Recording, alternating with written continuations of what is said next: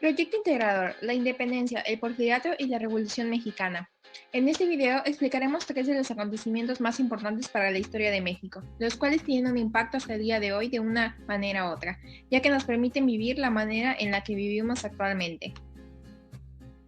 Primero que nada, es momento de hablar sobre el acontecimiento que inició nuestra búsqueda por la formación del Estado mexicano, la independencia de México. Entre las causas de que se llevaron a cabo estos largos años de muchos atentados se encuentran tanto internas como externas, empezando por las internas, que fueron el nacionalismo criollo, los problemas económicos de Nueva España, las insurrecciones populares, las conspiraciones y las desigualdades en la Nueva España. Por otro lado, los motivos externos fueron la Ilustración, las reformas salomónicas, la independencia de las 13 colonias, la Revolución Francesa y la invasión de España por parte de Napoleón Bonaparte. La lucha de la independencia trajo consigo varias consecuencias sociales, económicas y políticas, como es el fin de la colonia e inicio del Imperio Mexicano, la abolición de la esclavitud, los impuestos y papel sellado, el fin de la sociedad de castas, aunque igual produjo la guerra entre Estados Unidos y México, por la debilidad de los nuevos regímenes de gobierno independiente mexicano. De igual manera provocó la frustración de las esperanzas de repartición de la riqueza. De esta época aparecieron varios personajes para la historia mexicana que siempre hemos escuchado de ellos a lo largo de nuestra vida.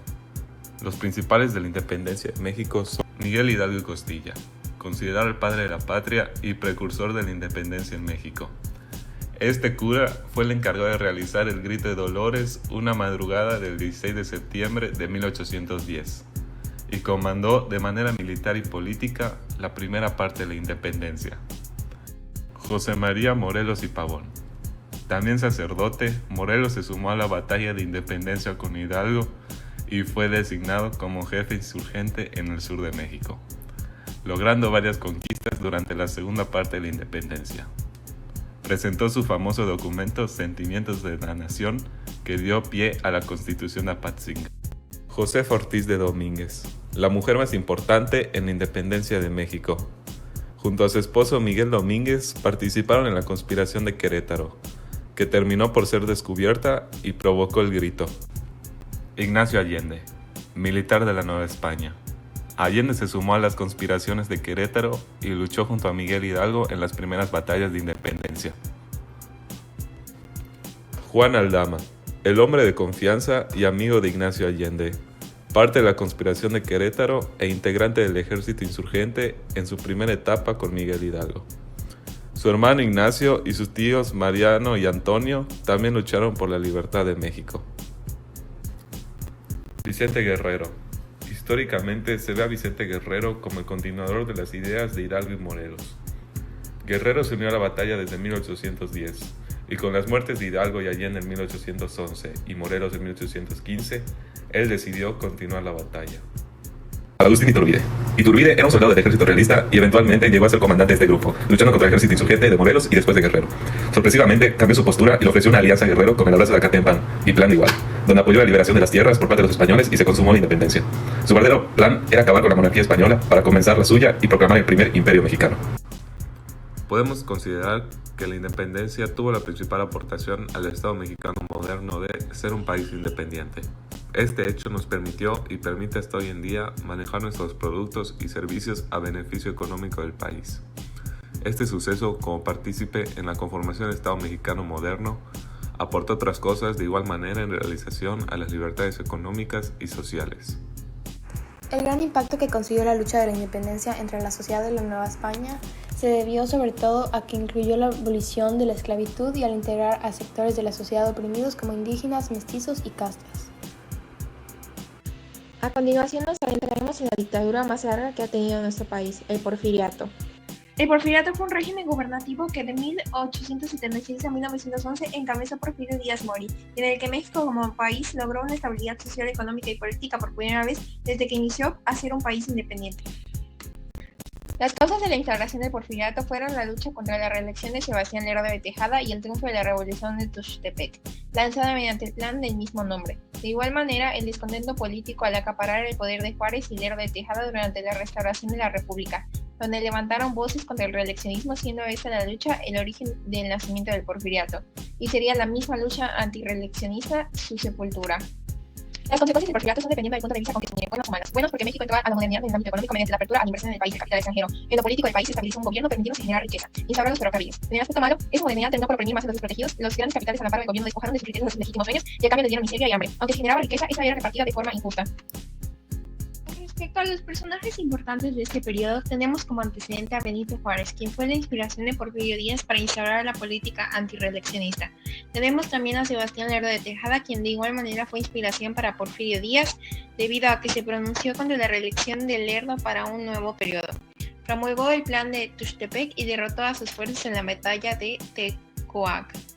Sin embargo, el personaje estelar de este periodo fue Porfirio Díaz, el cual da nombre al Porfiriato, al cual se le atribuyen todos los hechos mencionados en esta sección.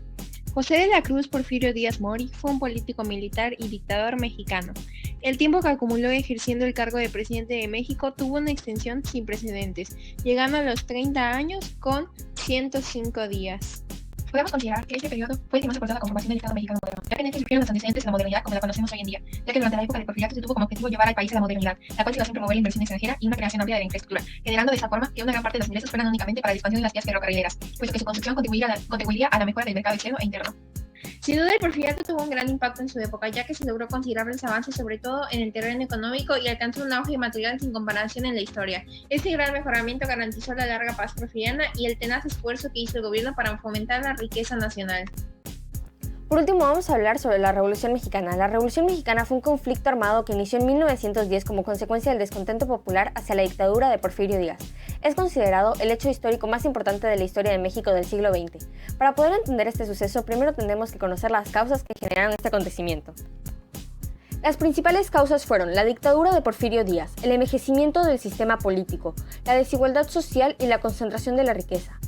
También el que no existía la libertad política, el despojo de tierras o campesinos, la sobreexplotación, la creación de latifundios, la disminución de la calidad de enseñanza popular, la rivalidad entre algunos de los integrantes de la élite porfirista, el fraude cometido en las elecciones presidenciales de junio y julio de 1910, la persecución y represión en contra de los movimientos políticos oposicionistas, la tienda de raya y el descontento de la clase media, el sector obrero y campesinos indígenas.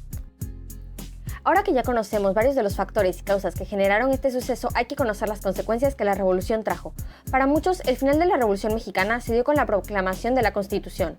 El 5 de febrero de 1917 fue promulgada la Constitución Política de los Estados Unidos Mexicanos por el presidente constitucionalista Venustiano Carranza como producto de los movimientos revolucionarios de 1910.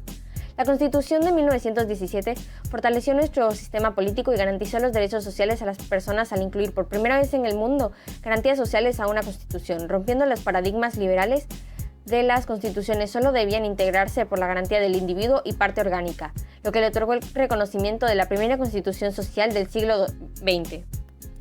A partir de esto hubo varias consecuencias, como que el sector económico se vio claramente afectado, sobre todo aquel relacionado a la agricultura y la ganadería. También muchas empresas, tales como la industria textil, las fábricas de arroz, de aceite y de jabón, tuvieron que cerrar. Por otro lado, debido a la migración que se llevó a cabo, hubo una intensa falta de mano de obra. Posteriormente se desarrolló el Plan de Ayala, el cual tenía como objetivo destituir a Madero por traicionar las causas campesinas de la revolución. A continuación mencionaré algunos de los personajes más importantes que participaron en la Revolución Mexicana. Primero que nada tenemos a Francisco Madero. En 1909, Madero creó su propio partido, llamado el Partido Nacional Antirreeleccionista, cuyo movimiento cobró mucha fuerza, tanto que el presidente de ese entonces, Porfirio Díaz, tuvo que encarcelarlo. Desde la prisión, Madero escribió el Plan de San Luis, cuya máxima misión era la no reelección, encabezando un movimiento que terminaría derrocando al general Díaz entre 1910 y 1911. Madero fue presidente de la nación hasta 1913, cuando un golpe militar, liderado por el general Victoriano Huerta, quien lo traicionó, lo derrocó y terminó con su vida. El siguiente personaje es Emiliano Zapata. Zapata es sin duda el símbolo máximo de la Revolución Mexicana. Sus ideales de tierra y libertad lo llevaron a proclamar en 1911 el Plan de Ayala, un documento que exigía a los dueños de las haciendas la devolución de las tierras a la clase trabajadora, o sea, a los campesinos. Este fue traicionado y asesinado a la entrada de la hacienda Chinameca en 1919. Luego tenemos a Francisco Villa, o mejor conocido como Pancho Villa. Este fue un revolucionario mexicano que lideró junto con Emiliano Zapata el sector agrarista en la Revolución Mexicana. Pese a la tibieza de sus reformas, Pancho Villa apoyó la presidencia progresista de Madero y combatió luego la dictadura contrarrevolucionaria de Victoriano Huerta, al que logró derrocar en colaboración con Emiliano Zapata y con el líder constitucionalista Venustiano Carranza. Luego tenemos a Victoriano Huerta. Este asumió el control del gobierno después de los asesinatos del presidente Francisco I. Madero y del presidente José Pino Suárez. Tan pronto como se enteraron de lo sucedido, muchos mexicanos empezaron a llamarlo el usurpador. Se negaron a reconocer su gobierno y se declararon en rebelión. Entre estos se encontraban algunos partidarios del presidente asesinado, Venustiano Carranza, Pancho Villa y Álvaro Obregón en el norte del país. Y Emiliano Zapata se expuso a su presidencia en el sur. Aunque necesitarían tiempo para organizar sus ejércitos para la batalla, al final conseguirían derrocar a Huerta el 15 de julio de 1914. Por último tenemos a Venustiano Carranza. Después de derrocar a Huerta, Venustiano Carranza fue presidente de 1917 a 1920. A él le debemos la convocatoria del Congreso que el 5 de febrero de 1917 promulgó la Constitución que actualmente rige a nuestro país. Este murió asesinado en 1920. La Revolución Mexicana aportó bastantes cosas a la conformación del Estado moderno de hoy en día, ya que se generaron aportaciones en este periodo que siguen rigiendo actualmente. Como mencionamos en los personajes importantes, un ejemplo es la convocatoria del Congreso de Victoriano Huerta, en la cual se promulgó la Constitución política que nos rige actualmente. Sin duda, la Revolución Mexicana tuvo un gran impacto en la época, ya que este generó avances bastante importantes en la política y en otras áreas, avances como por ejemplo la promulgación de la Constitución en 1917. Al terminar este proyecto integrador como equipo pudimos reflexionar la importancia que tuvieron estos tres periodos para su época, ya que sin duda fue un giro de 360 grados en la vida de las personas, ya que tuvieron un impacto gigante en la tarea de cambiar la situación del país y tuvo tal cambio que lo estamos estudiando hoy en día y gracias al establecimiento de estos procesos podemos conocer la vida como la conocemos actualmente. Puede que el porfiriato haya traído inconformidades sociales, pero no se puede negar los puntos a favor. Por parte de la Revolución y la Independencia fueron luchas que ayudaron a salir de un estado de inconformidad. En esas luchas podemos ver identificados los conceptos de participación social y la lucha por mejores garantías. Eso nos hace reflexionar que si expresamos nuestras ideas podemos lograr grandes cambios en nuestro entorno.